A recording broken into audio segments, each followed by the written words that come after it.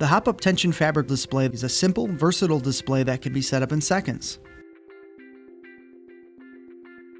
Start by stretching your frame to size by gently pushing out the corners.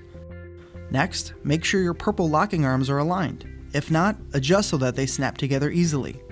Gently push on the top of the frame to lock the arms into place. Spread your graphic on top of your frame and attach to the webbing. Working your way around the frame edge, align the edge of the graphic with the webbing on the frame. If your graphic has end caps, gently pull so that the edge attaches to the gray hub. Repeat for the other 3 corners.